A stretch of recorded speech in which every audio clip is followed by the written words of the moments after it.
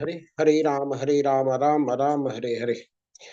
हरे कृष्ण कृष्ण कृष्ण हरे हरे। हरे राम राम राम हरे हरे। ओम मंगलाचरण से प्रारंभ करेंगे। ओम अज्ञानतिमिरन्धस्य ज्ञानांजन शलाकया चक्षुरुन्मीलितं येन तस्मै श्री गुरुवे नमः। श्री चैतन्य मनोभीष्टं स्थापितं येन भूतले स्वयं रूप कदा मह्यं ददाति स्वपदान्तिकं वन्देऽहं श्री गुरु श्रीयुतपदकमलं श्री गुरून् वैष्णवांश्च श्रीरूपं साग्रजातं सहगण रघुनाथान्वितं तं सजीवं साद्वैतं सावधूतं परिजनसहितं कृष्ण चैतन्य देवं श्री राधा कृष्ण पादान् सहगण ललिता श्री विशाखान्वितांश्च। हे कृष्ण करुणा सिंधु दीनबंधु जगतपते गोपेश गोपिका कांत राधा कांत नमस्तुते तप्त कांचन गौरांगे राधे वृंदावनेश्वरी वृषभानुसुते देवी प्रणमामि हरिप्रिये।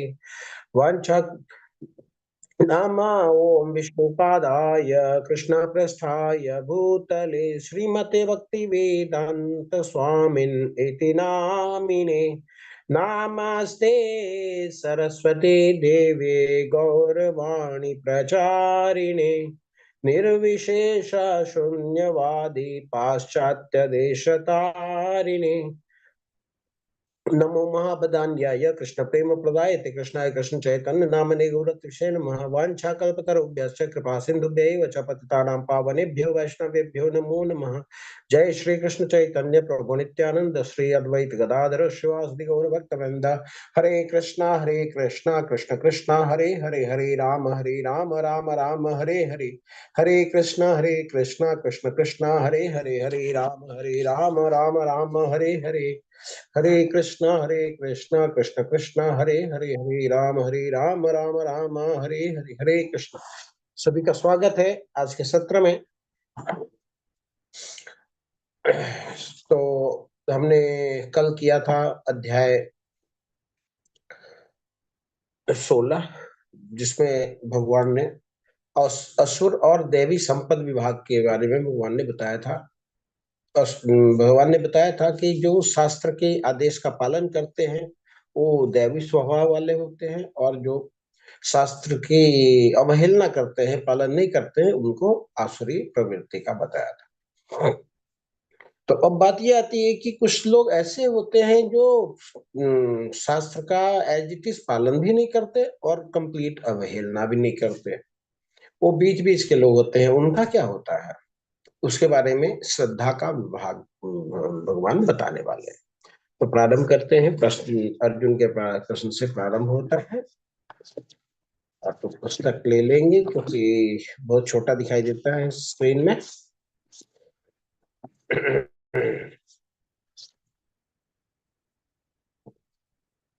श्लोक संख्या 1। अर्जुन उवाच। मेरी आवाज क्लियर है? जी प्रभु जी, क्लियर है आवाज। ठीक है ठीक है। अर्जुन उवाच। ये शास्त्रं विधिम उत्सृज्य यजन्ते श्रद्धयान्विता तेषां निष्ठा तु का कृष्ण सत्वम आहो रजस्तमः। अर्जुन ने कहा, हे कृष्ण, जो लोग शास्त्र के नियमों का पालन ना करके अपनी कल्पना के अनुसार पूजा करते हैं, उनकी स्थिति कौन सी है? वे सतोगुणी हैं, रजोगुणी हैं या तमोगुणी हैं? तो भगवान पहले क्या बता चुके हैं? श्रद्धावान लभते ज्ञानम। ज्ञान के लिए श्रद्धा का होना अति आवश्यक है। तो तात्पर्य कोई पढ़ेगा?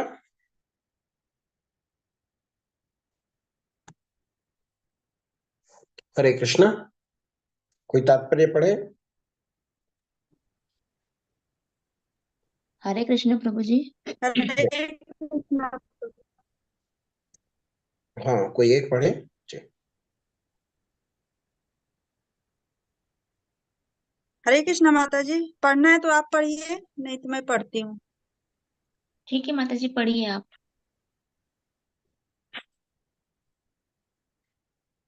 शिला प्रभुपाद की जय। तात्पर्य शिला प्रभुपाद द्वारा।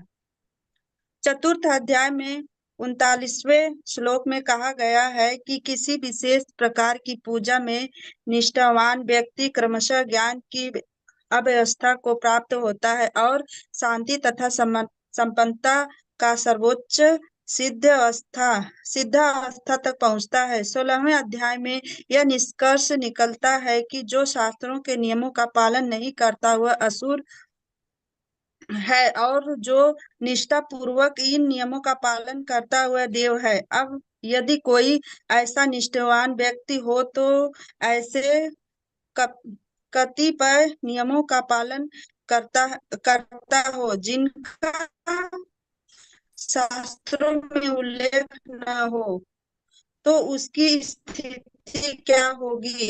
अर्जुन ने इस संदेह का स्पष्टीकरण द्वारा किस द्वारा होना है? क्या वे लोग जो किसी व्यक्ति को चुनकर उस हरे पर कृष्ण माता जी, किसी हरे कृष्ण माता भगवान जी, के रूप हरे में कृष्ण माता श्रद्धा जी, दिखाते हैं, सतो रजो या तमो हरे गुण कृष्ण में माता पूजा जी। करते हैं? क्या ऐसे व्यक्ति? हरे कृष्ण। हाँ माता जी, आपकी सिग्नल ब्रेक हो रही है, स्पष्ट आवाज नहीं आ रही। कोई और पढ़ना चाहे?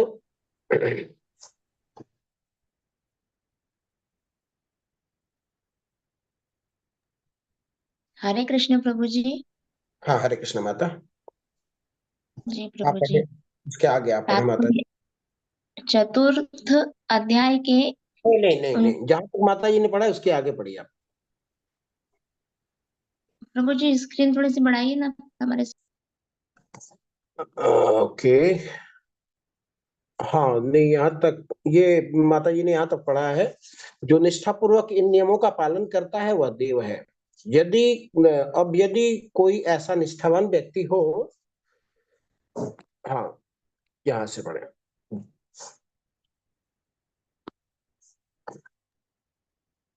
जो जो ऐसे कतिपय नियमों का पालन करता हो जिनका शास्त्रों में उल्लेख न हो, तो उसकी स्थिति क्या होगी? अर्जुन के इस संदेश का स्पष्टीकरण कृष्ण द्वारा होना है।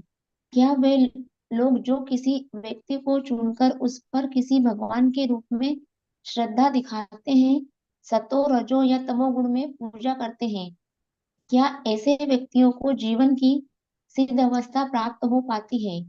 क्या वे वास्तविक ज्ञान प्राप्त करके उच्चतम सिद्ध अवस्था को प्राप्त हो पाते हैं? जो लोग शास्त्रों के विधि विधानों का पालन नहीं करते, किंतु जिनकी किसी पर श्रद्धा होती है और जो देवी देवताओं तथा मनुष्य की पूजा करते हैं, क्या उन्हें सफलता प्राप्त होती है? अर्जुन इन प्रश्नों को कृष्ण से श्री कृष्ण से पूछ रहा है। हरे कृष्ण प्रभु जी। हरे कृष्ण माता, बहुत सुंदर पढ़ा आपने।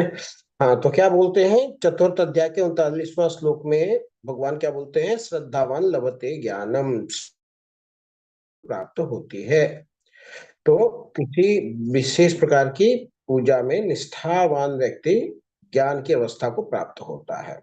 16वें अध्याय में भगवान ने असुर और देवी संपद विभाग योग बताया कि एक है जो शास्त्र की का आदेश का पालन करता है और दूसरा है जो शास्त्रों की अवहेलना करता है।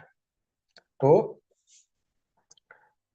ये दोनों देव और असुर थे, लेकिन कुछ ऐसे भी लोग हैं जो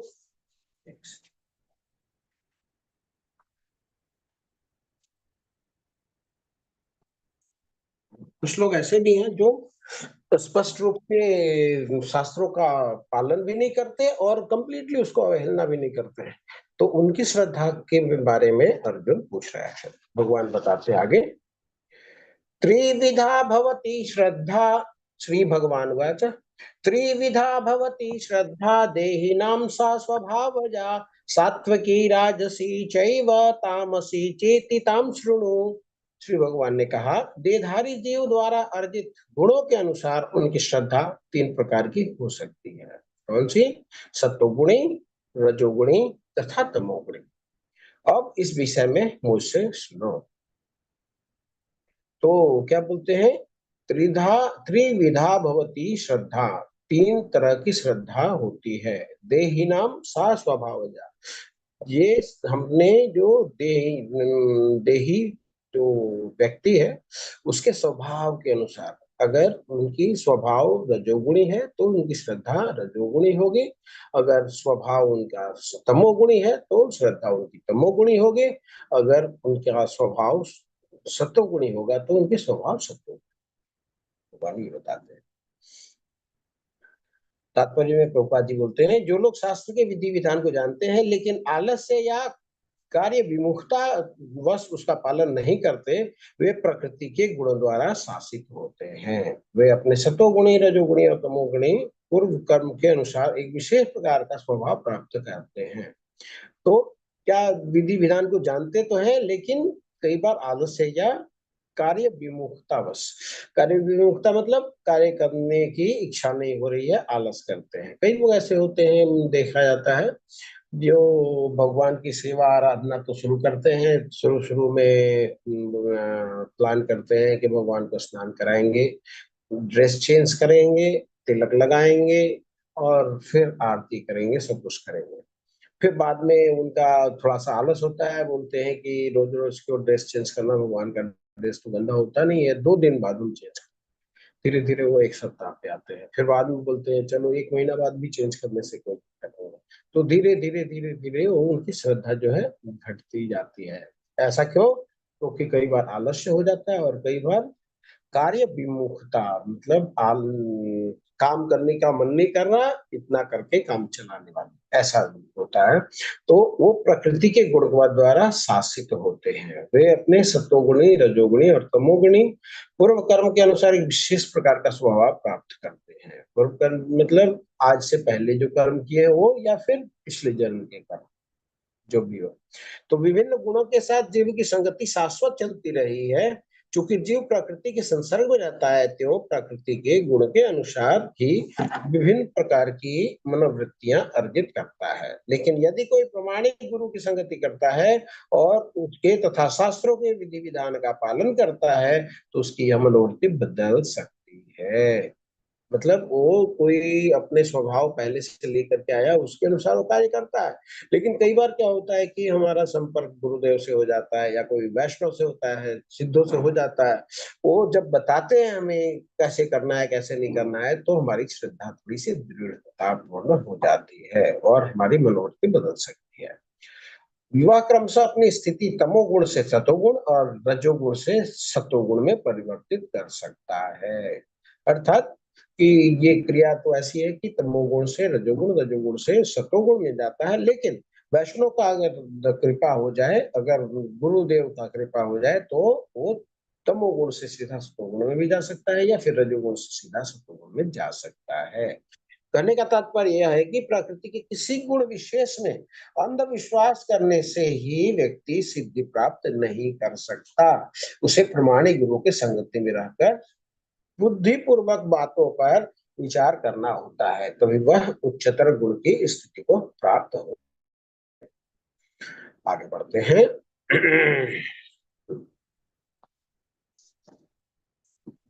श्लोक संख्या 3। सत्वानुरूपा सर्वस्य श्रद्धा भवति भारत, श्रद्धामयो अयम पुरुषो यो यत् पुरुष यत् श्रद्धा स एव सः। हे भरतपुत्र, विभिन्न गुणों के अंतर्गत अपने अपने अस्तित्व के अनुसार, पहले क्या बताया, सत्वानुरूपा, सत्व के अनुरूप, सत्व का मतलब अनुरूप मतलब अस्तित्व के अनुरूप या अनुसार, सर्वस्व श्रद्धा श्रद्धा अस्तित्व के अनुसार होती है। और आगे क्या बोलते हैं, अपने द्वारा अर्जित गुण के अनुसार ही जीव को विशेष श्रद्धा से युक्त कहा जाता है। तो जैसे कोई रजोगुणी है तो रजोगुणी श्रद्धा होती है, तमोगुणी है तो तमोगुणी श्रद्धा होती है। इस प्रकार वह श्रद्धा विकसित करता है। इसका भावार्थ पढ़े, तात्पर्य तात्पर्य पढ़े, तात्पर्य दूसरा, तात्पर्य 2 नंबर का सेकंड तात्पर्य पढ़े। इस श्लोक में श्रद्धा शब्द अत्यंत सार्थक है। यहां से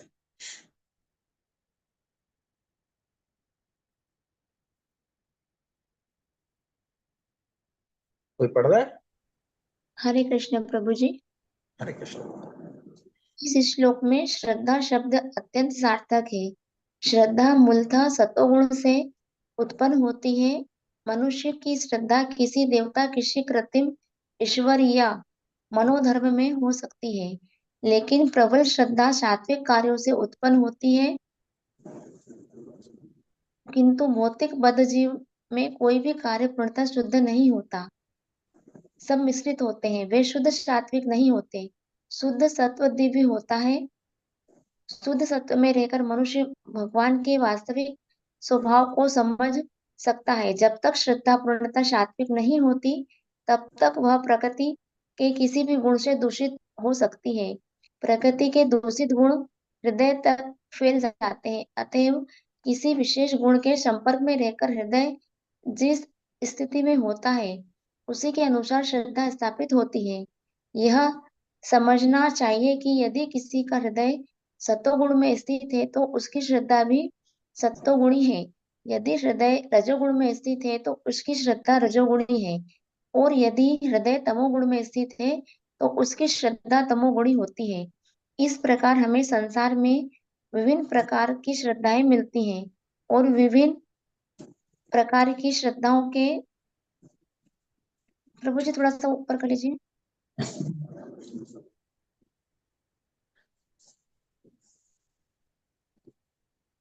और विभिन्न प्रकार की श्रद्धाओं के अनुसार विभिन्न प्रकार के धर्म होते हैं।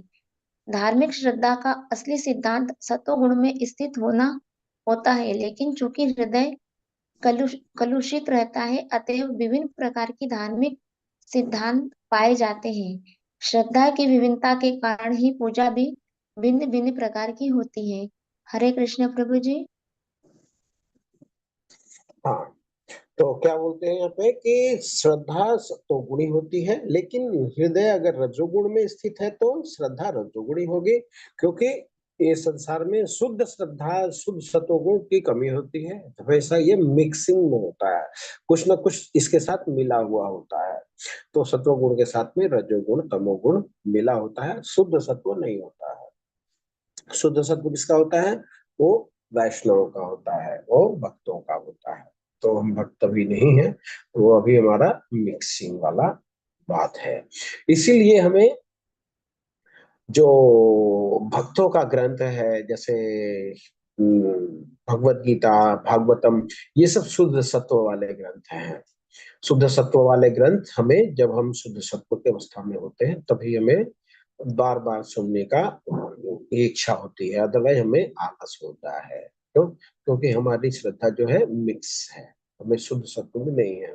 तो वेद व्यास जी ने इसीलिए हर गुण के लोगों के लिए अलग अलग ग्रंथ लिखे हैं। उसमें क्या है कि हमें जो टेस्ट होता है उस अनुसार लिखते हैं, लेकिन और धीरे धीरे वो भगवान की तरफ हमें बढ़ाने का प्रयास करते हैं।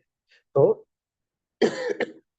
कुछ शास्त्र वेद व्यास जी ने लिखे हैं जो सतोगुण के लोगों के लिए है, कुछ तमोगुण के लिए, कुछ रजोगुण।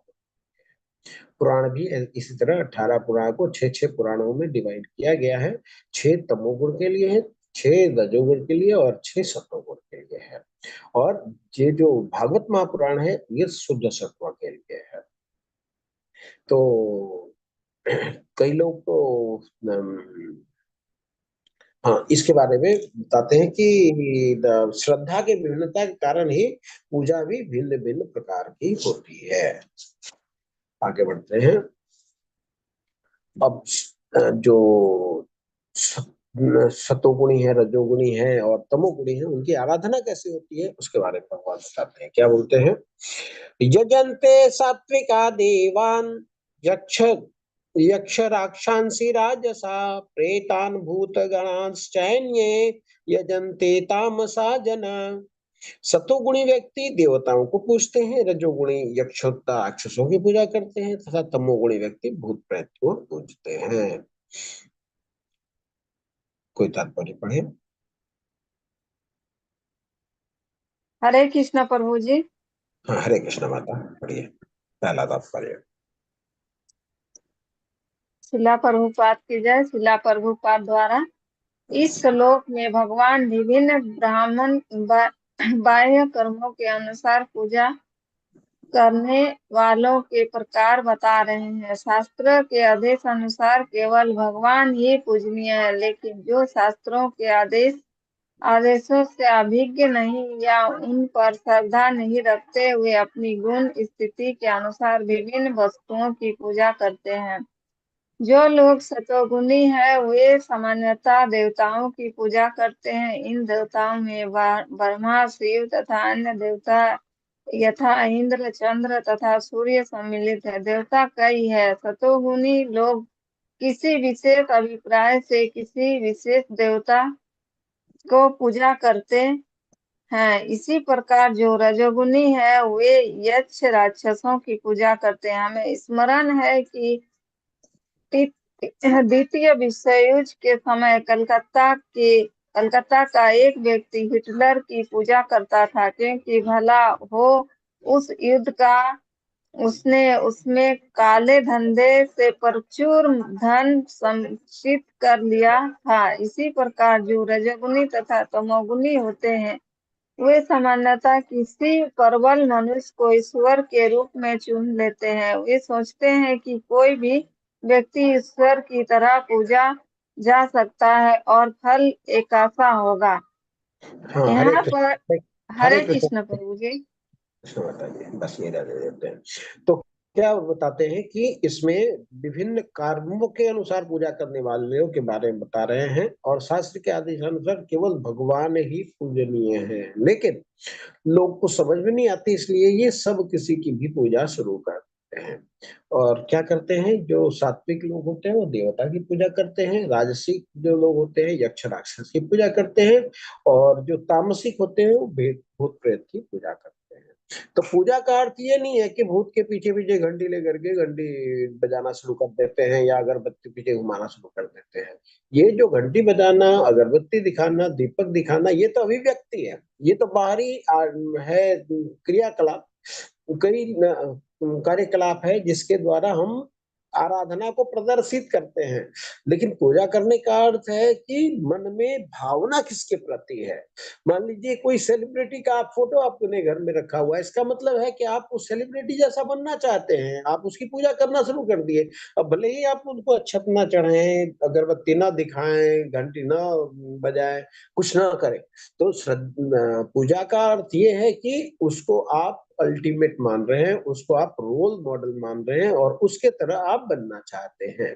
तो कई लोग हैं जो कुछ कार्य सिद्धि के लिए, हमारा नौकरी लग जाए, हमारा बेटा हो जाए, हमारा ये हो जाए, हमको धन संपत्ति मिल जाए, हमको विद्या मिल जाए, वो देवी देवता की उपासना करने लग जाते हैं, वो जो सतोगुणी होते हैं।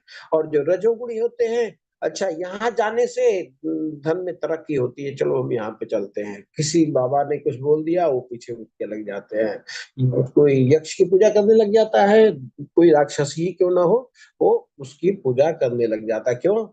उसने इतना संपत्ति प्राप्त किया था, चलो उसकी आराधना करते हैं, हमारे पास भी संपत्ति आ जाएगा।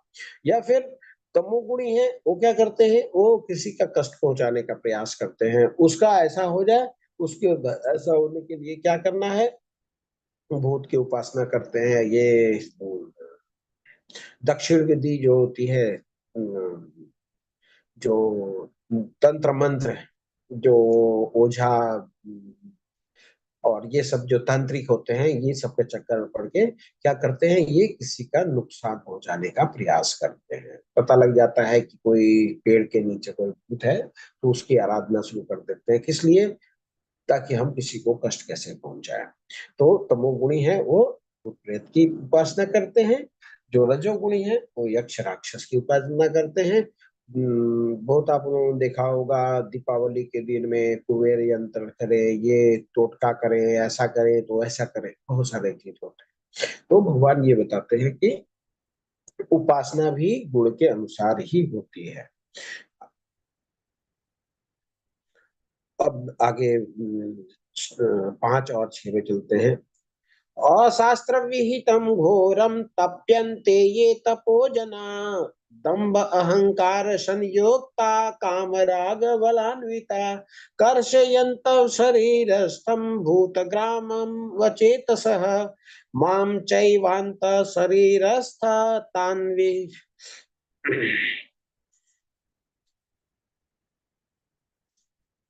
भूतग्राम अचेतसा मां च एव अंत शरीरस्थम तान विद्धि असुर निश्चयान।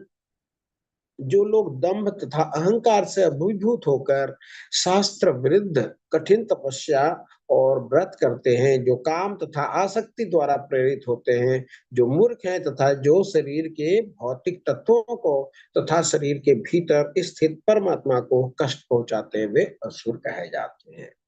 जो लोग दंभ और अहंकार से अभिभूत होकर के शास्त्र के विरुद्ध कठिन तपस्या। अब एक प्रश्न है आपसे, मान लीजिए कोई व्यक्ति है, वो भूत प्रेत की पूजा करता है, वो, और दूसरा व्यक्ति है, वो भूत प्रेत की पूजा तो नहीं करता, लेकिन कोई किसी ने कुछ कह दिया या फिर उसका मन किया, मन मौजी तरीके से व्रत करना शुरू किया, किसी भी दिन कभी भी अपना मनमौजी तरीके से व्रत करना शुरू कर दिया, या फिर कोई तप करना शुरू कर दिया, किसी का भी किसी भी दिन।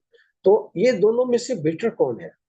वो देख करके बहुत अच्छा लगता है कि हाँ, हम व्रत कर रहे हैं, किस लिए कर रहे हैं, हम तो, इसने मेरे को बोला और हम तो शरीर तंदुरुस्त करने के लिए कर रहे हैं, और ऐसे कर रहे हैं वैसे कर रहे हैं, वो लॉजिक बहुत अच्छे अच्छे दे देगा। एक व्यक्ति वो है, और दूसरा व्यक्ति है, चाहे रजोगुण में यक्ष राक्षस की आराधना कर रहा है या फिर तमोगुण में भूत प्रेत की आराधना कर रहा है। तो ये दो व्यक्तियों में कौन, किसको ज्यादा सिद्ध माना जाएगा, जो किसको ज्यादा बुद्धिमान माना जाएगा? प्रश्न क्लियर है?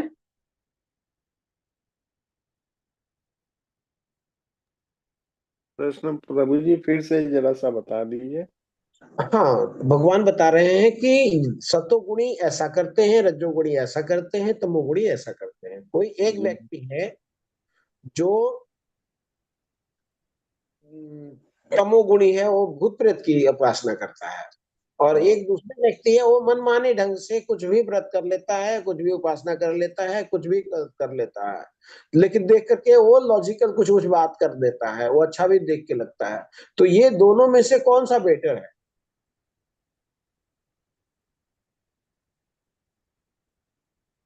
दोनों ही बेकार है कि मतलब मनोधर्म का से पूजा करना भी क्या हुआ है? मनोधर्म से कौन सा कम बेकार है, कौन सा ज्यादा बेकार है? बेकार तो है, ठीक है। प्रभु जी, मनमानी वाला पूजा नहीं करना चाहिए। हाँ, मनमानी वाला ज्यादा बेकार है, ठीक है। कम से कम ये जो तमोगुणी वाला, वो कार्य तो कर रहा है जो शास्त्र बता रहे हैं, वो सत्वगुणी का ये नहीं कर रहा है, शुद्ध सत्व नहीं कर रहा है, अच्छी बात है, लेकिन वो तो कर रहा है कि जो शास्त्र बता रहे हैं, हालांकि वो सबसे निकृष्ट कर्म कर रहा हो, लेकिन उसकी संभावना है धीरे धीरे धीरे ऊपर जाने की। लेकिन जो मनमौजी कर रहा है, वो क्या करेगा कुछ नहीं पता। जैसे हिरण्यकश्यप, मेरे को कहीं पे नहीं बताया, लेकिन मैं तो एक जगह ही खड़ा रहूंगा और मैं चींटी से कटवा दूंगा, ये कर दूंगा, गर्दन काट करके चढ़ा दूंगा, जहाँ पे कोई शास्त्र में नहीं लिखा हुआ है कि शिव जी खुश हो जाएंगे गर्दन काट के तुम चढ़ा दो। वो मन मर्जी का ये करते हैं। उसके बारे में ये श्लोक संख्या 5 और 6 बता रहा है, जो लोग दंभ और अहंकार से अभिभूत होकर के शास्त्र विरुद्ध कठोर तपस्या और व्रत करते हैं, जो काम और आसक्ति के द्वारा प्रेरित होते हैं, जो मूर्ख हैं तथा जो शरीर के भौतिक तत्वों को तथा शरीर के भीतर स्थित परमात्मा को कष्ट पहुंचाते हैं, वे असुर कहे जाते हैं। ठीक है, आगे बढ़ते हैं। अब भगवान आहार के बारे में बताते हैं कि तीनों गुणों में आहार कैसे, इसके बारे में भगवान बताते हैं। श्लोक संख्या 7।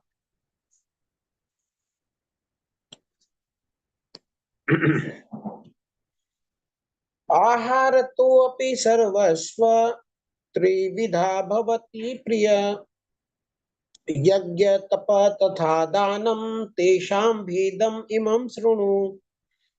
यहाँ तक कि प्रत्येक व्यक्ति जो भोजन पसंद करता है वह भी प्रकृति के गुण के अनुसार 3 प्रकार का होता है।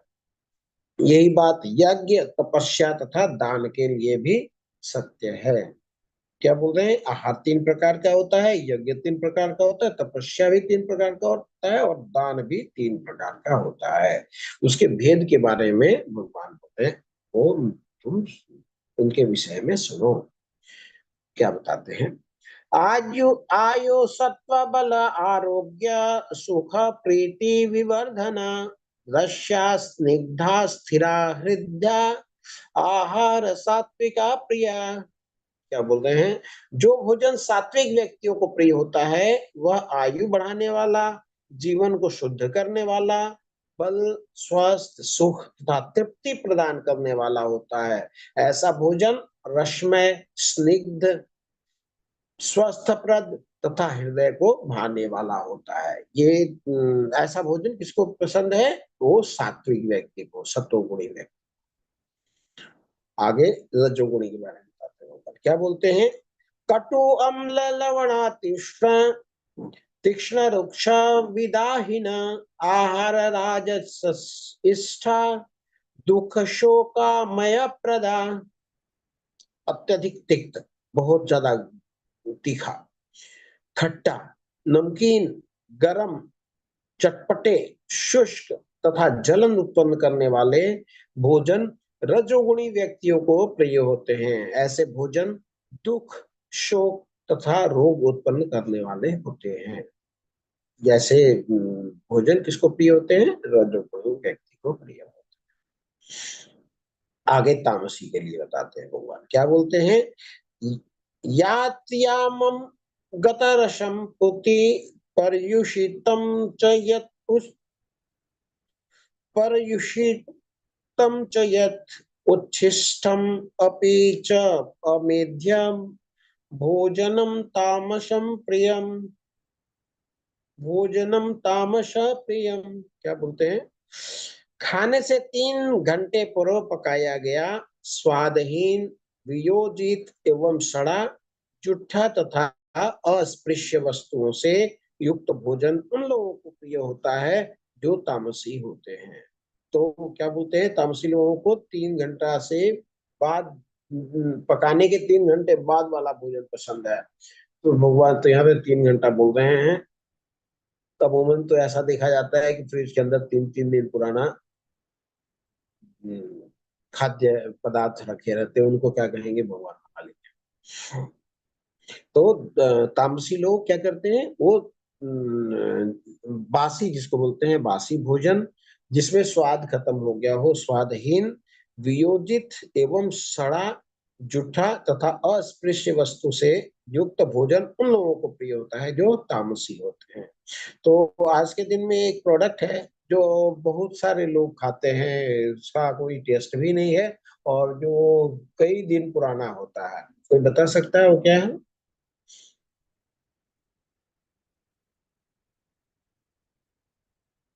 उसमें टेस्ट लगाने के लिए कभी मक्खन लगाया जाता है, कभी जैम लगाया जाता है, कभी कुछ लगाया जाता है, कभी प्रभु उसमें। जी ब्रेड। ब्रेड। जी जी जी जी जी जी जी, ये पुराना होता है और लोग बड़े पिज्जा ये सब। हाँ। उसको टेस्टी बना करके खाना के प्रयास करते हैं। तो ये तामसी आहार है।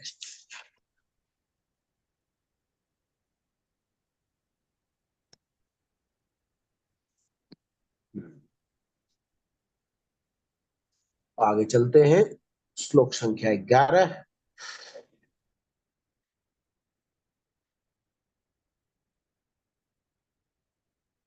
अब यज्ञ के बारे में भगवान बता रहे हैं। अफल आकांक्षी भी यज्ञ विधि दिष्ट युज्यते यष्टव्यम एव इति मनः समाधाय ससात्विका। यज्ञ में वही यज्ञ सात्विक होता है जो शास्त्र के निर्देशानुसार कर्तव्य समझकर उन लोगों के द्वारा किया जाता है जो फल की इच्छा नहीं करते। तो अपना कर्तव्य समझ करके हमें क्या बताया था भगवान ने? पहले यज्ञ हमें करना है। यज्ञ शिष्टासिनासंतो मुच्यन्ते सर्व किल विषय भुंजते के त्वघम पापा ये पचन्ते आत्म कारणा। यज्ञ के लिए कर्म करना चाहिए। जो अपने लिए कर्म करता है वो बंधन में पड़ जाता है। तो हमें कार्य कैसे करना चाहिए? यज्ञ के लिए करना चाहिए। और हमने यज्ञ चक्र भी पढ़ा था पहले कि यज्ञात भवत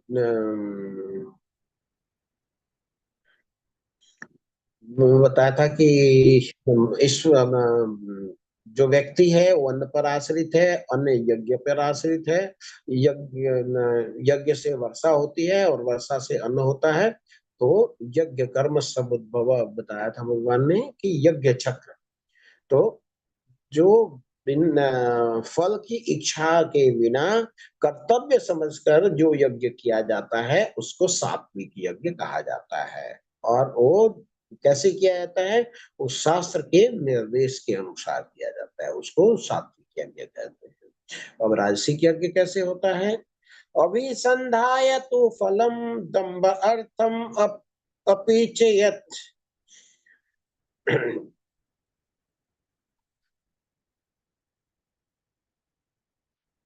इज्जते इज्जते भरत श्रेष्ठ तम यज्ञम विधि राजसम।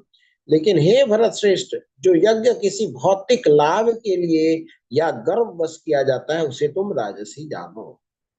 चाहे तो हमें ये यज्ञ करने से ये प्राप्त होगा, ये भावना से, या फिर गर्व के में किया गया, मेरा अहंकार पुष्ट होगा इसलिए मैं यज्ञ करूंगा, लोग तो देखे कि हाँ कितने बड़े यज्ञ करता है ये।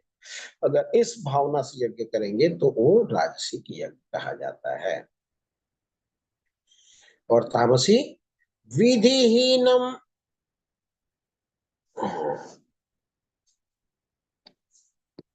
तामसी बताते हैं विधिहीनम असृष्टान्यम मंत्रहीनम अदक्षिणाम श्रद्धा वीरहितम यज्ञम तामसम परिचक्षते। जो यज्ञ शास्त्र के निर्देशों की अवहेलना करके शास्त्र कर रहे हैं ये करना है, ये बिल्कुल नहीं करेंगे, उल्टा करेंगे। प्रसाद वितरण किए बिना, जिसमें प्रसाद भी नहीं दिया जाता, वैदिक मंत्रों का उच्चारण किए बिना, पुरोहित को दक्षिणा दिए बिना तथा श्रद्धा के बिना संपन्न किया जाता है, वह तामसी माना जाता है।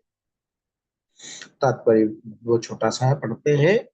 तमोगुण में श्रद्धा वास्तव में अश्रद्धा होती है, श्रद्धा का नहीं होना होता है। कभी कभी लोग किसी देवता की पूजा धन अर्जित करने के लिए करते हैं, फिर वे इस धन को शास्त्र के निर्देश की अवहेलना करके मनोरंजन में व्यय करते हैं। और ऐसे धार्मिक अनुष्ठान को सात्विक नहीं माना जाता, ये तामसी होते हैं। इनसे तामसी प्रवृत्ति उत्पन्न होती है और मानव समाज को कोई लाभ नहीं होता। वो क्या करते हैं, धन तो मिलता है लेकिन वो क्या करते हैं, दूसरे को प्रतिस्पर्धा के लिए उड़ा देते हैं। किसी को केस कर देंगे और सारा जाकर के वकील को धन देकर के आ जाएंगे, तो उनका धन लेना और न लेना सब बराबर हो जाता है। इसके बाद तपस्या की बात हो रही है। शरीर की तपस्या के बारे में भगवान बता रहे हैं। क्या बता रहे हैं? देव द्विज गुरु प्राज्ञा पूजनम शौच मार्जवम ब्रह्मचर्यम अहिंसा च शरीरम तप उच्यते।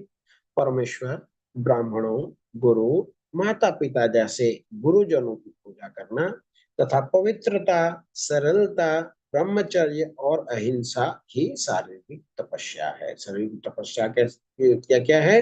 परमेश्वर, ब्राह्मण, गुरु, माता पिता जैसे गुरुजन की पूजा करना, पवित्रता बनाए रखना, ब्रह्मचर्य और अहिंसा, ये सब शरीर की तपस्या है। तात्पर्य पढ़ते हैं। यहाँ पर भगवान तपस्या के भेद बताते हैं। सर्वप्रथम वे शारीरिक तपस्या का वर्णन करते हैं। मनुष्य को चाहिए कि हाँ, मनुष्य को चाहिए कि वह ईश्वर या देव योग्य ब्राह्मणों, गुरु, माता पिता जैसे गुरुजनों या वैदिक ज्ञान में पारंगत व्यक्ति को प्रणाम करे या प्रणाम करना सीखे। इन सब का समुचित आदर करना चाहिए। उसे चाहिए कि आंतरिक तथा बाह्य रूप से अपने को शुद्ध करने का प्रयास करे। आंतरिक रूप से कैसे शुद्ध करेंगे? भगवान के नाम का जप करके। बाह्य रूप से कैसे शुद्ध करेंगे? स्नान करके, आचमन करके, ब्रश करके। और आचरण में सरलता बनाना सीखे। वह कोई ऐसा कार्य न करे जो शास्त्र से सम्मत न हो। वह वैवाहिक जीवन के अतिरिक्त मैथुन में रत न हो, क्योंकि शास्त्र में केवल विवाह में ही मैथुन की अनुमति है, अन्यथा नहीं है। वह ब्रह्मचर्य कहलाता है। ये सब शारीरिक तपस्याएं हैं। आगे बढ़ते हैं। अगला तपस्या के बारे में बोल रहे हैं। वाणी की तपस्या क्या होती है? अनुद्वेगकरम वाक्यम सत्या प्रिय हितम च यत् स्वाध्याय अभ्यासनम चैव वाङ्मय तप उच्यते। सच्चे भाने वाले, हितकारी तथा अन्यों को क्षुब्ध न वाक्य बोलना और वैदिक साहित्य का नियमित पारायण करना, ये वाणी की तपस्या है। तो हमें ऐसा बात बिल्कुल नहीं बोलना चाहिए जो किसी के हृदय को विदीर्ण करे। उसको बोलते हैं अनुद्वेग करम वाक्यम। ऐसे वाक्य जो किसी को उद्वेगित करे, बेचैन करे, ऐसे वाक्य नहीं बोलना चाहिए। सत्य बोलना, प्रिय बोलना चाहिए, और स्वाध्याय अर्थात वैदिक साहित्य का नियमित पारायण करना चाहिए। इसको क्या बोला गया है? वाणी की तपस्या बोली गई है। यहां तक बोला गया है कि कोई शिक्षक अपने स्टूडेंट को सुधारने के लिए कटु शब्द का उच्चारण कर सकता है, लेकिन जो उसका स्टूडेंट नहीं हो तो शिक्षक भी किसी और को कटु वाक्य न बोले।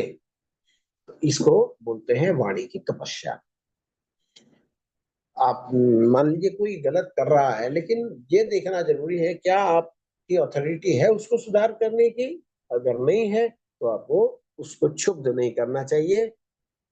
उसका जो मेंटर है, उसका जो कंट्रोलर है, उससे हमें बात करनी चाहिए कि उनके प्रोग्रेस के लिए ये गुण अच्छा नहीं है, आप कृपया उनको समझा दें। लेकिन बिना अथॉरिटी के आप हमें उसके सुधार के लिए, ऐसा क्या होता है कई बार कि वो सुधार ना होकर के फिर वो झगड़ा वाली बातें शुरू हो जाती हैं, या फिर व्यक्ति एडामेंट हो जाता है, वो ना सुन करके कुछ और भी करने लग जाता है। तो इससे उसकी आध्यात्मिक जीवन में उन्नति नहीं होती और ह्रास हो जाता है, और इसका अपराध हमें लगता है। तो हमें बहुत ध्यान पूर्वक, सावधानी पूर्वक ऐसे कार्य से बचना चाहिए। ये वाणी की तपस्या है।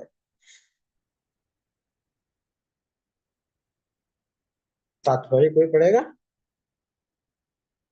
हरे कृष्ण प्रभु जी। हाँ, हरे कृष्ण माता। शिला प्रभुपाद की जय। शिला प्रभुपाद द्वारा यहाँ पर भगवान तपस्या के भेद बताते हैं। सर्वप्रथम वे शारीरिक तपस्या नहीं का। नहीं नहीं, नहीं। हरे कृष्ण माता जी, हरे कृष्ण। ये आप हरे शरीर की कृष्ण। तपस्या पढ़ने लग गए। आपने पढ़ना है वाणी की तपस्या। मनुष्य को ऐसा नहीं बोलना चाहिए यहाँ से। मनुष्य को प्रभु जी 14 का ही ना प्रभु जी? 15 माता जी, 15। 15 का। हाँ। हरे कृष्ण प्रभु जी। शिला प्रभुपाद की जय। शिला प्रभुपाद द्वारा मनुष्य को ऐसा नहीं बोलना चाहिए कि दूसरों के मन क्षुब्ध हो जाए। निस्संदेह जब शिक्षक बोले तो वह अपने विद्यार्थी को उपदेश देने के लिए सत्य बोल सकता है, लेकिन उसी शिक्षक को चाहिए कि यदि वह उनसे बोले जो उनके विद्यार्थी नहीं है तो उनके मन को क्षुब्ध करने वाला सत्य ना बोले। यही वाणी की तपस्या है। इसके आंतरिक प्रबल व्यर्थ की वर्ता नहीं करना चाहिए। नहीं नहीं माता जी शुद्ध पढ़े। इसके अतिरिक्त प्रलाप, प्रलाप इसके अतिरिक्त प्रलाप व्यर्थ हाँ की वार्ता नहीं करना चाहिए। आध्यात्मिक क्षेत्रों में बोलने की विधि वह है कि जो भी कहा जाए वह शास्त्र सम्मत हो, उसे तुरंत ही अपने कथन की पुष्टि के लिए शास्त्रों का प्रमाण देना चाहिए। इसके साथ साथ वह बात सुनने में अति प्रिय लगनी चाहिए। इसी विवेचना से मनुष्य को सर्वोच्च लाभ और मानव समाज का उत्थान हो सकता है। वैदिक साहित्य का विपुल भंडार है और इसका अध्ययन किया जाना चाहिए। यही वाणी की तपस्या कही जाती है। हरे कृष्ण, बहुत सुंदर माता। हरे कृष्ण। आगे 16वें श्लोक में भगवान मन की तपस्या बताते हैं। क्या बोलते हैं? मनः प्रसाद संयत्वं मौनम आत्मा विनिग्रह भाव संशुद्धि इति एतत् तपः मानसम उच्यते। क्या बोल रहे हैं? संतोष, सरलता, गंभीरता, आत्म संयम एवं जीवन की शुद्धि, ये मन की तपस्याएं हैं। तो मन की तपस्या कैसी होती है? हम संतोष से, सरलता से, गंभीरता से और संयम से।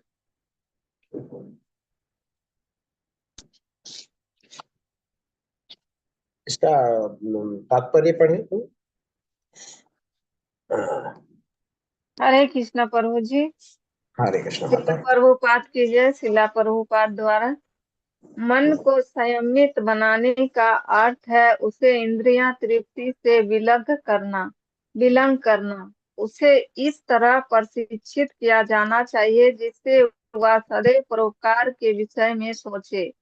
मन के लिए सर्वोत्तम प्रशिक्षण विचारों की श्रेष्ठता है।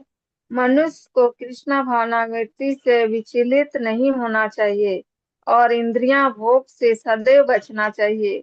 अपने स्वभाव को शुद्ध बनाना कृष्ण भावना भक्ति होना है। इस इंद्रियां भोग के विचारों से मन को अलग रख करके ही मन की तुष्टि प्राप्त की जा सकती है। हम इंद्रियां भोग के बारे में जितना सोचते हैं उतना ही मन अतृप्त होता जाता है। इस वर्तमान युग में हम मन को व्यर्थ ही अनेक प्रकार के इंद्रियां तृप्ति के साधनों में लगाए रखते हैं जिससे मन संतुष्ट नहीं हो पाता। अतः सर्वश्रेष्ठ विधि यही है कि मन को वैदिक साहित्य की ओर मोड़ा जाए, क्योंकि यह संतोष प्रदान करने वाली कहानियों से भरा है। यथा पुराण तथा महाभारत कोई भी इस ज्ञान का लाभ उठाकर शुद्ध हो सकता है। मन को छल कपट से मुक्त होना चाहिए और मनुष्य को सबके कल्याण हित के विषय में सोचना चाहिए। मौन गंभीरता का अर्थ है कि मनुष्य निरंतर आत्म साक्षात्कार के विषय में सोचता रहे। कृष्ण भावना भक्ति व्यक्ति पुण्य मौन इस दृष्टि से धारण किए रहता है। मन निग्रह का अर्थ है मन को इंद्रिया भोग से पृथक करना। मनुष्य को अपने व्यवहार में निष्कपट होना चाहिए और इस तरह उसे अपने जीवन भाव को शुद्ध बनाना चाहिए। ये सब गुण मन की तपस्या के अंतर्गत आते हैं। हरे कृष्णा प्रभु जी। हरे कृष्ण माता। देखिए बहुत सुंदर बताया प्रभुपाद जी ने। मनुष्य को कृष्ण भावनामृत से विचलित नहीं होना चाहिए और इंद्रिय भोग से सदैव बचना चाहिए। अपने स्वभाव को शुद्ध बनाना, इसका मतलब है कृष्ण भावना भावित होना। इंद्रिय भोग के विचार से मन को अलग रख करके मन की तुष्टि प्राप्त की जा सकती है। इंद्रिय भोग के बारे में जितना सोचते हैं उतना ही मन अतृप्त होता है, संतोष प्राप्त नहीं होता है। संतोष प्राप्त करना है तो भोग वासना को हम जितना कम से कम विचार करें उतना ज्यादा अच्छा है। और इसकी सर्वश्रेष्ठ विधि है मन को वैदिक साहित्य की ओर मोड़ा जाए, क्योंकि संतोष प्रदान करने वाली कहानियों से ये भरा पड़ा है। जैसे पुराण, तो 18 पुराण है, महाभारत है, कोई भी इस ज्ञान का लाभ उठाकर शुद्ध हो सकता है। मन को छल कपट से मुक्त होना चाहिए और मनुष्य को सबके कल्याण के विषय में सोचना चाहिए।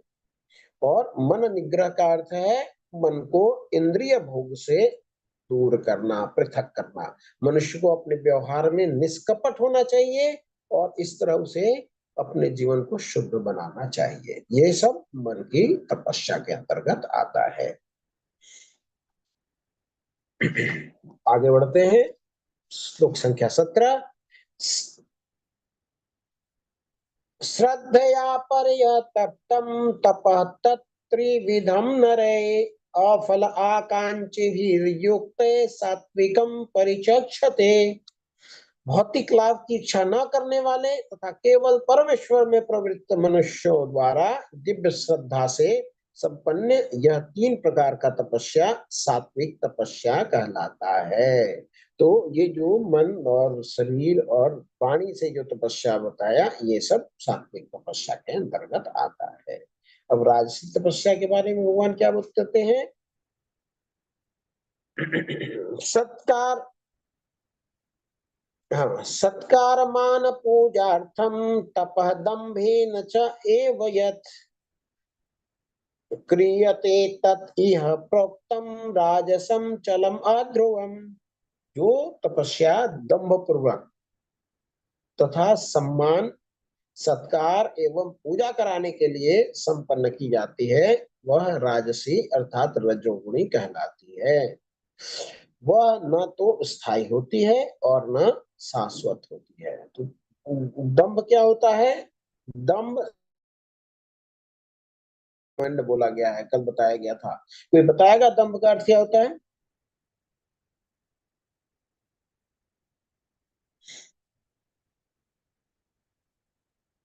नहीं, दंभ का अर्थ होता है पाखंड करना, धार्मिक ना हो करके भी धार्मिकता का प्रवचन करना, धर्म लोगों को शो करना कि मैं बहुत बड़ा धार्मिक हूं, इसको दंभ कहा जाता है। जो तपस्या दंभ पूर्वक तथा सम्मान, सत्कार, पूजा कराने के लिए संपन्न किया जाता है कि लोग मेरा वाहवाही करेंगे, हाँ ये तो बहुत बड़े तपस्वी हैं, बहुत तप में इनका बहुत मन लगता है, ये ऐसे करते हैं, यो करते हैं, ये तो आग पे खड़े हो जाते हैं, ये तो अपना सर नीचे धसा करके 7 दिन तक देवी माता की तपस्या करते हैं। ये सब वाहवाही के लिए, प्रतिष्ठा के लिए जो कोई तप करता है, वो राजसी कहा जाता है। जो तपस्या दम पूर्वक तथा सम्मान, सत्कार एवं पूजा कराने के लिए संपन्न की जाती है, वह राजसी या रजोगुणी कहलाती है।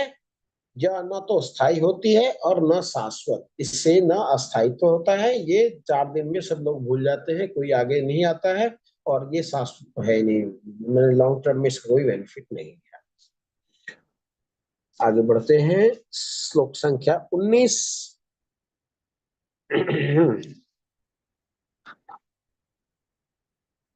मूढ़ग्राहेण आत्मान यत्पीडया क्रियते तप परस्य उत्सादार्थम वा तत्तामसम उदाहृतम।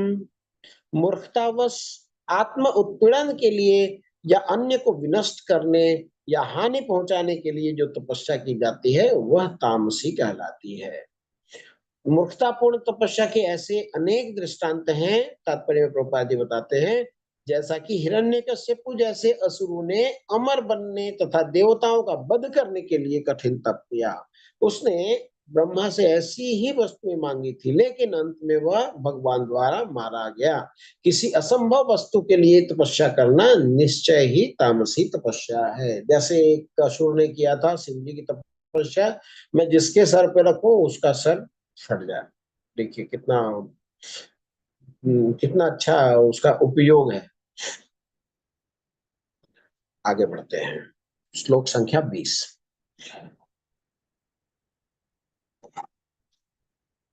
दातव्यम इति यत् दानम दीयते अनुपकारिणे देशे काले च पात्रे च तद्दानम सात्विकम स्मृतम। जो दान कर्तव्य समझकर किसी प्रत्युपकार की आशा के बिना समुचित काल तथा स्थान में और योग्य व्यक्ति को दिया जाता है वह सात्विक माना जाता है। ये सात्विक दान, जो दान कर्तव्य समझकर किया जाता है किसी प्रत्युपकार की आशा के बिना। आज के दिन में दान क्यों लोग करते हैं? जा करके भगवान के यहाँ जाके हुंडी में 10 रुपया चढ़ाएंगे, क्योंकि 10 रुपया हमको देने से हमको 1000 रुपया भगवान दे देंगे। एक बड़ा मशहूर गाना था, तो 1 रुपया दोगे वो 10 लाख देगा, गरीबों की सुनो वो तुम्हारी सुनेगा। तो हमारी प्रवृत्ति क्या होती है? दान देते हैं किस लिए? और ज्यादा प्राप्ति हो।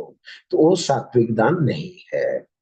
जो कर्तव्य समझकर मैं धन कमाता हूँ, धन की शुद्धि कैसे होएगी? दान से होएगी। मैं धन का, अपने इनकम का कुछ पार्ट वैष्णव की सेवा में, भक्तों की सेवा में लगा रहा हूँ। क्यों? क्योंकि ये मेरी जरूरत है, मेरे धन को शुद्ध करने की आवश्यकता है। अदरवाइज ये जो धन है हमारे घर में बीमारी देगा, या फिर लोगों को का दिमाग खराब करेगा, बेचैन कराएगा, कोर्ट कचहरी के चक्कर लगवाएगा। क्योंकि जो भी धन हम कमाते हैं उसमें सारा धन अपने परिश्रम का नहीं होता है, कुछ ना कुछ तो अशुद्ध धन होता है। उस अशुद्ध धन को शुद्ध करने का जो तरीका है वो दान का तरीका है। अगर हम दान करते हैं तो ये हमें भावना से दान करना चाहिए कि हम जिसको दान दे रहे हैं वो हमारे ऊपर उपकार कर रहा है दान ले करके। अगर वो दान नहीं लेगा तो हम दे नहीं पाएंगे और हमारी धन की शुद्धि नहीं हो पाएगी। अगर हम ऐसा विचार करके दान करते हैं तब तो सात्विक दान है।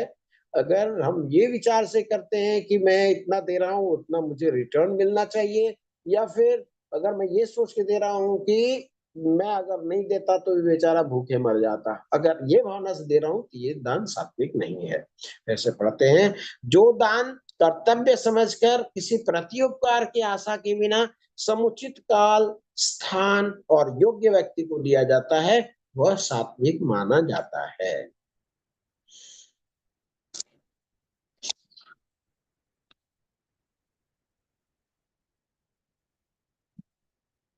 तात्पर्य कोई पढ़े? बहुत सुंदर प्रभुपाद जी ने तात्पर्य लिखा है। हरे कृष्ण प्रभु जी। श्लोक संख्या 20 का तात्पर्य माता जी। जी जी, वैदिक साहित्य में व्यक्ति को दान देने की स्तुति है जो आध्यात्मिक कार्यों में लगा हो। अविचार पूर्ण ढंग से दान देने की स्तुति नहीं है। आध्यात्मिक सिद्धि को सदैव ध्यान में रखा जाता है। अतः किसी तीर्थ स्थान में सूर्य या चंद्र ग्रहण के समय मानसातन में या युग ब्राह्मण शांत में, मास मतलब महीना के शांत में या युग ब्राह्मण अथवा वैष्णव भक्त को या मंदिर में दान देने की स्तुति है। बदले में किसी प्रकार की प्राप्ति की अभिलाषा न रखते हुए इससे दान किए जाने चाहिए। कभी कभी निर्धन को दान करुणावंश दिया जाता है, लेकिन यदि निर्धन दान देने योग्य पात्र नहीं होता तो उससे आध्यात्मिक प्रगति नहीं होती है। दूसरे शब्दों में वैदिक साहित्य में अविचार पूर्ण दान की स्तुति नहीं है। हरे कृष्ण प्रभु जी। हाँ, अविचार पूर्ण दान की संस्तुति वैदिक साहित्य में नहीं है। कई बार ऐसा होता है, देखते हैं कि पड़ोसी हमारा दान कर रहा है 200 रुपया, मैं भी 200 रुपया निकाल के दे देता हूँ, बाद में अफसोस करता हूँ अरे गलती हो गया यार, मैंने क्यों किया। तो ऐसा दान सात्विक नहीं होता। आगे बढ़ते हैं। 21 श्लोक संख्या 21 में राजस दान के बारे में बताए हैं। क्या बोलते हैं भगवान? यत्तु प्रति उपकारार्थम फलम अदृश्य वा पुनः दीयते च परिक्लिष्टम तद्दानम राजसं स्मृतम। क्या बोल रहे हैं? किंतु जो दान प्रत्युपकार की भावना से, मतलब हम दिए और हमको वापस मिलेगा, प्रति उपकार की भावना से या कर्म फल की इच्छा से या अनिच्छा पूर्वक किया जाता है वह रजोगुणी अर्थात राजसी दान कहा जाता है। तात्पर्य में प्रभुपाद जी बोलते हैं, दान कभी स्वर्ग जाने के लिए दिया जाता है तो कभी अत्यंत कष्ट से, तथा कभी यह पश्चाताप के साथ कि मैंने इतना व्यय इस तरह क्यों कर दिया। कभी कभी अपने परिजनों के दबाव में आकर भी दान दिया जाता है। ऐसे दान रजोगुणी में दिए गए दान माने जाते हैं। ऐसे अनेक दातव्य न्यास हैं जो उन संस्थाओं को दान देते हैं जहां इंद्रिय भोग का बाजार गर्म रहता है। वैदिक शास्त्र ऐसे दान की संस्तुति नहीं करते, केवल सात्विक दान की संस्तुति की गई है। आगे तामसी दान के बारे में बताते हैं। क्या बोल रहे हैं? श्लोक संख्या 22। अदेश काले, माता जी आप म्यूट करके पढ़े जी। अदेश काले यद्दानम अपात्रेभ्य च दीयते असत्कृतम अवज्ञातम तत्तामसम उदाहृतम।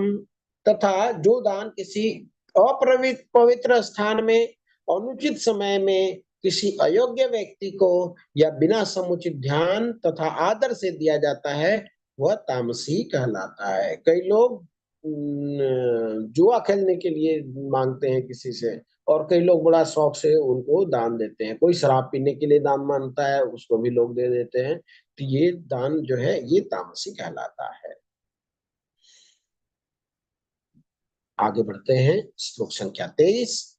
ओम तत्सत इति निर्देशो ब्राह्मण त्रिविध स्मृतम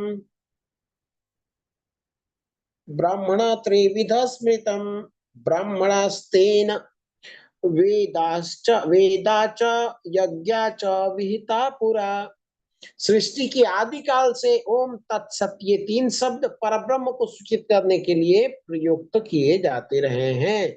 ये तीनों सांकेतिक अभिव्यक्तियां ब्राह्मणों द्वारा वैदिक मंत्रों का उच्चारण करते समय तथा ब्रह्म को संतुष्ट करने के लिए यज्ञ के समय प्रयुक्त होती थी। ओम तत्सत करके जो दान दिया जाता है वह श्रेष्ठ दान कहा जाता है। तो ये आदिकाल से ऐसे दान की संस्तुति की गई है, और ये तीनों जो सांकेतिक अभिव्यक्ति है ब्राह्मणों द्वारा वैदिक मंत्र का उच्चारण करते समय ओम तत्सत, जैसे हम भगवत गीता पढ़ते हैं उसमें भी लास्ट में बोलते हैं, क्या बोलते हैं? ओम तत्सत इति श्रीमद् भगवत गीतासु उपनिषत्सु ब्रह्म विद्यायाम योग शास्त्रे कृष्णार्जुन संवादे, और अध्याय का नाम बोलते हैं और अध्याय का शीर्षक बोलते हैं। तो ये क्या, इसका क्या अर्थ हुआ कि हमने जो कार्य किया, जो पाठ किया, जो दान दिया, जो कुछ भी किया, हम भगवान की प्रसन्नता के लिए करते हैं। हम अपने पास इसका बंधन नहीं रखना चाहते हैं। तो ये जो विधि है ये वैदिक विधि कही जाती है। तो ओम भगवान का सूचक है, भगवान के प्रथम सूचक है, द्वितीय सूचक है और तृतीय सूचक है। ओम तत् और सत। आगे बताते हैं, 24वां श्लोक पे जाते हैं। तस्मात् ओम इति उदाहृत्य यज्ञ दान तपः क्रिया प्रवर्तन्ते विधान उक्ता सततम ब्रह्मवादिनाम। अतएव योगीजन ब्रह्म की प्राप्ति के लिए शास्त्रीय विधि के अनुसार यज्ञ दान तथा तप की समस्त क्रियाओं का शुभारंभ सदैव ओम से करते हैं। तो आज इसकी शुरुआत ओम से होती है। ओम मतलब भगवान का सांकेतिक अभिव्यक्ति। जैसे तात्पर्य में प्रभुपाद जी बताते हैं, ऋग्वेद में है ओम तद विष्णु परमम पदम, अर्थात विष्णु के चरण कमल परम भक्ति के आश्रय हैं।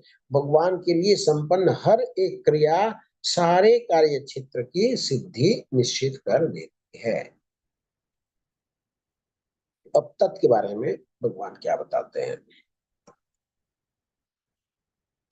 तत् इति अनभिसंधाय फलम यज्ञ तपः क्रिया। दान क्रियाश्च विविधा क्रियते मोक्षकांक्षी भी। मनुष्य को चाहिए कि कर्म फल की इच्छा किए बिना विविध प्रकार के यज्ञ तप तथा दान को तत्शब्द कह करके संपन्न करे। ऐसी दिव्य क्रियाओं का उद्देश्य भव बंधन से मुक्त होना है। तत् का मतलब होता है तुम्हारा, उनका, भगवान का। तात्पर्य प्रभुपाद जी बताते हैं, आध्यात्मिक पद तक उठने के लिए मनुष्य को चाहिए कि किसी लाभ के निमित्त कर्म ना करे, सारे कार्य भगवान के परम धाम वापस जाने के उद्देश्य से किए जाएं, जो चरम उपलब्धि है। अब सत के बारे में भगवान 2 श्लोक में बताते हैं। क्या बताते हैं?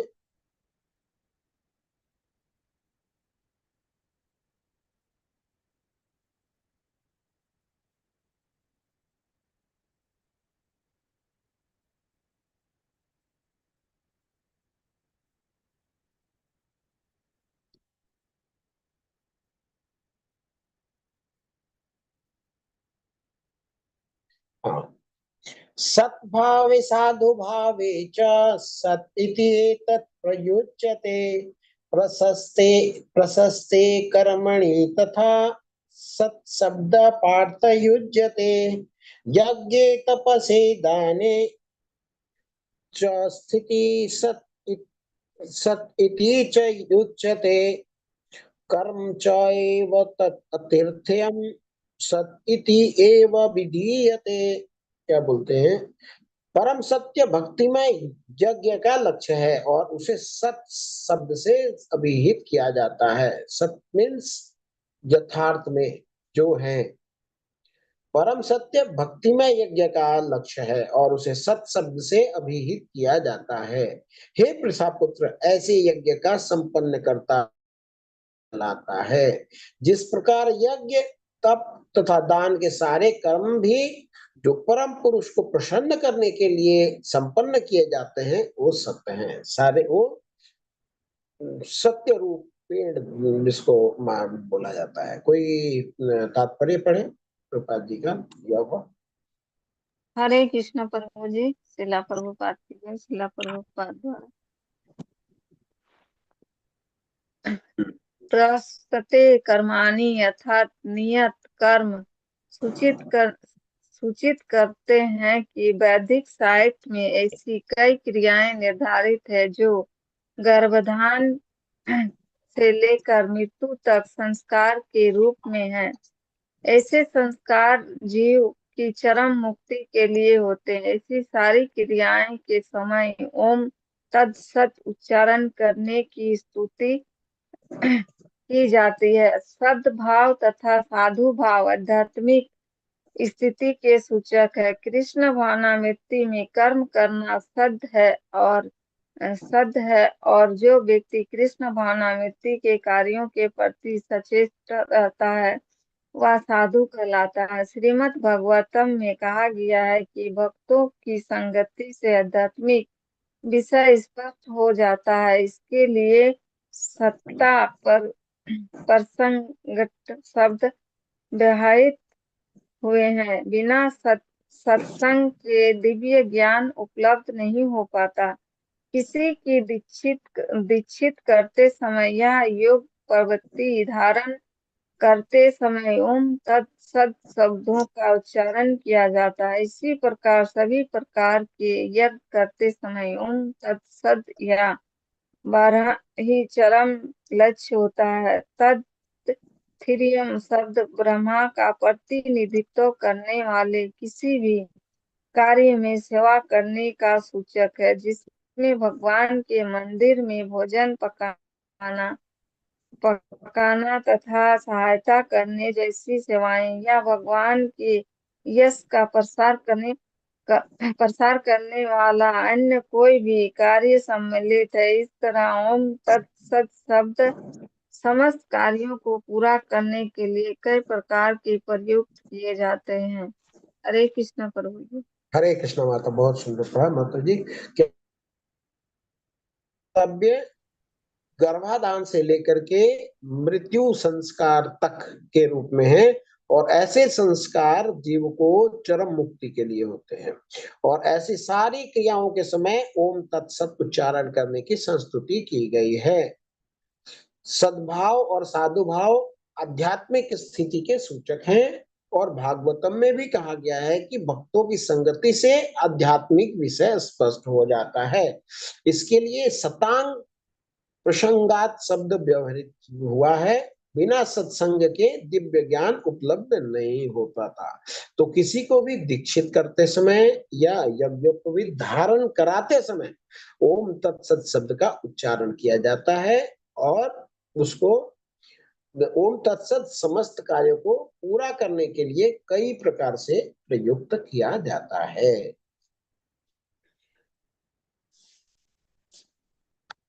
श्लोक संख्या 28।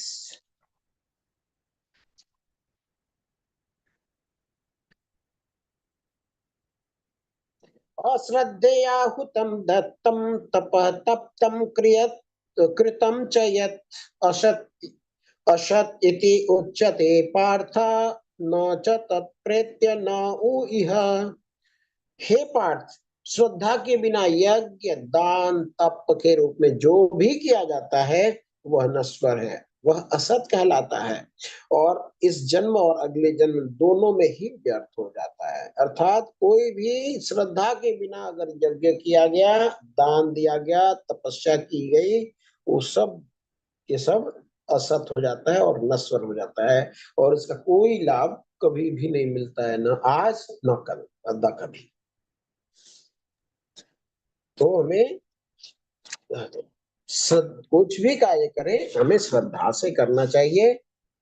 दिखाने के लिए,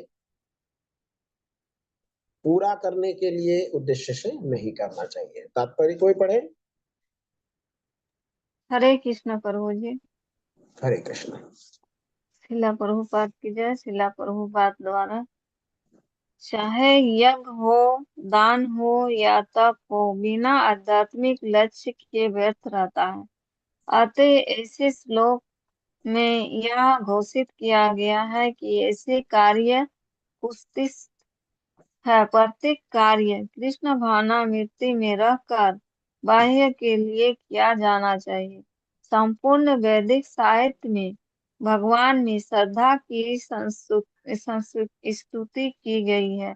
ऐसे श्रद्धा तथा समुचित मार्गदर्शन के बिना कोई फल नहीं मिल सकता। समस्त वैदिक आदेशों के पालन का चरम लक्ष्य कृष्ण को जानना है। इस सिद्धांत का पालन किए बिना कोई सफल नहीं हो सकता। इसलिए सर्वश्रेष्ठ मार्ग यही है कि मनुष्य परम से ही किसी प्रमाणिक गुरु के मार्गदर्शन में कृष्ण भावनामृति में कार्य करे। सब प्रकार से सफल होने का यही मार्ग है।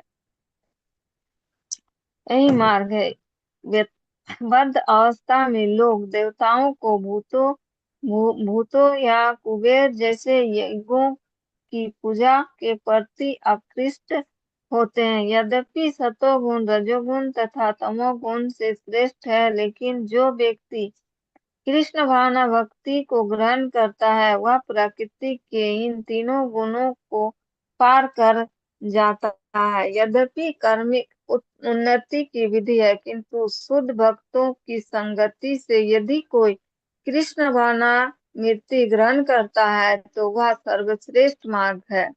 इस अध्याय में इसी की स्तुति की गई है। इस प्रकार से सफलता पाने के लिए उपयुक्त गुरु प्राप्त करके उसके निर्देश में प्रशिक्षण प्राप्त करना चाहिए। तभी ब्रह्मा में श्रद्धा हो सकती है। जब कालक्रम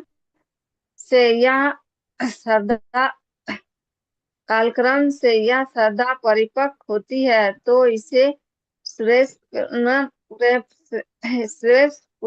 प्रेम कहते हैं। यही प्रेम समस्त जीवों को चरम लक्ष्य है। अतः मनुष्य को चाहिए कि सीधे कृष्ण भावनामृति ग्रहण करे। इस 17वें अध्याय का ही संदेश है। इस प्रकार श्रीमद् भगवत गीता के 17वें अध्याय श्रद्धा के विभाग का भक्ति वेदांत तात्पर्य पूर्ण हुआ। हरे कृष्ण प्रभु जी। हाँ, हरे कृष्ण माता जी, बहुत बहुत धन्यवाद, बहुत सुंदर पढ़ा माता जी। तो यहाँ पे बताते हैं कि चाहे यज्ञ हो, दान हो, तप हो, बिना आध्यात्मिक लक्ष्य के वो सब बेकार हो जाता है। और संपूर्ण वैदिक साहित्य में भगवान में श्रद्धा की संस्तुति की गई है, और ऐसे श्रद्धा तथा समुचित मार्गदर्शन के बिना कोई फल नहीं मिलता। समस्त वैदिक आदेश की पालन करने का उद्देश्य क्या है? भगवान कृष्ण को जानना। तो इस सिद्धांत को पालन किए बिना कोई सफल नहीं हो सकता। इसलिए जो सर्वश्रेष्ठ मार्ग यही है कि मनुष्य को प्रारंभ से ही किसी प्रामाणिक गुरु के मार्गदर्शन में कृष्ण भावना भावित कार्य किया जाए, और सब प्रकार से सफल होने का यही एक मार्ग है। उपयुक्त गुरु प्राप्त करके उनके निर्देशन में प्रशिक्षण प्राप्त करना चाहिए, तभी ब्रह्म में श्रद्धा हो सकती है। और जब श्रद्धा कालक्रम में जब परिपक्व होती है, विकसित होती है पूर्ण रूप से, तो उसको ईश्वर प्रेम कहते हैं। तो यही प्रेम समस्त जीवों का चरम लक्ष्य है। इसलिए मनुष्य को चाहिए कि सीधे कृष्ण भावनामृत ग्रहण करे, और 17वें अध्याय का यही संदेश है। तो इसी के साथ ही हमारा ये अध्याय समाप्त होता है। किसी का कोई प्रश्न है तो ले सकते हैं। हरे कृष्णा। और इसी अध्याय के साथ भगवत गीता भी समाप्त होता है।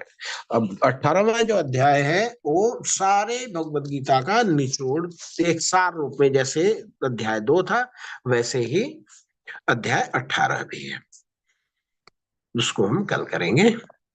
किसी का कोई प्रश्न है तो ले सकते हैं। हरे कृष्णा कृष्णा कृष्णा हरे हरे, हरे राम राम राम हरे हरे। सबका वीडियो बंद, सबका माइक बंद। हरे कृष्णा। दंडवत प्रणाम सभी को। हरे कृष्णा प्रभु जी, सादर प्रणाम। साधना माता जी, दंडवत प्रणाम। प्रभु जी अटेंडेंस लिंक भेज दीजिए। माता जी अटेंडेंस लिंक मेरे पास नहीं है, तो अटेंडेंस लिंक में। हरे कृष्ण प्रभु जी, दंडवत प्रणाम। हरे कृष्णा माता जी, दंडवत प्रणाम। आशा माता जी, दंडवत प्रणाम। माता जी को कहेंगे ग्रुप में भेज देने के लिए, ठीक है? जी प्रभु जी। ठीक है प्रभु जी, जैसे बंद होने जाने पर भी अटेंडेंस बनाने से चल जाएगा ना? हाँ हाँ, बिल्कुल बिल्कुल चलेगा। जी समय पे करना जरूरी होता है जी। जी मतलब आज का अटेंडेंस कल नहीं बना सकते, आज के दिन में ही बनाना होता है। जी, आज ही बनाना है। जैसे मतलब ऑफ हो जाएगा वीडियो तो उसके बाद बना सकते हैं। हाँ हाँ, कर सकते हैं माता जी, कर सकते हैं, कर सकते हैं। ठीक है। किसी का कोई प्रश्न है तो ले सकते हैं,